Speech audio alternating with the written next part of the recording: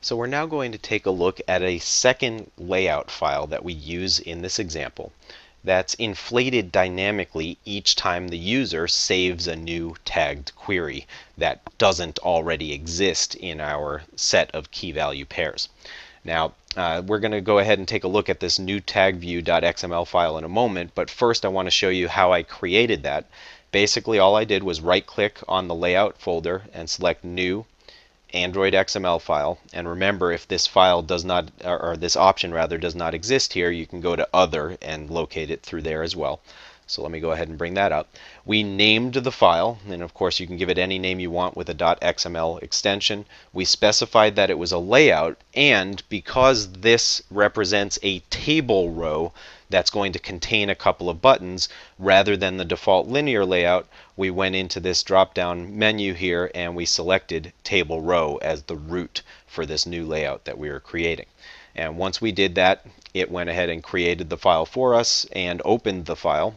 And initially it looked like this, but again, I'm going to go ahead and change the IDE here so that it looks like the way we designed it originally.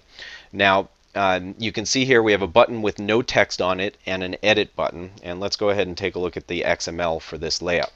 So the layout consists of a table row. We call it new tag table row, which we'll use in the program so that we can modify the contents, for example, of the button in that row. The table row matches its parent's width and wraps the content for its height, so it's going to have the height of the buttons that are placed into it. And you'll notice that we've used another predefined Android color here called transparent. So basically we want whatever the background color of the table is to show through to the rows of that table. Then at line 8 we went ahead and defined a button. This is the new tag button, and you'll notice we don't set the text on that button. We do that dynamically based on the tag that the user specifies. The width of this button is set by default to the dimension that we created called tag button width, but it's also expandable for the reason that the table itself, back in main.xml, let's pull this up, the table itself says that its columns are stretchable. So we're going to set the tag button width and the edit button width as well to give them their basic size, but these are both stretchable. So for example, if I go back over to the AVD and I type Control F11 here, in a moment you'll see this reshape, and now the edit text is a little wider and the save button is a little wider as well. Alright, so let's go back over to our IDE here.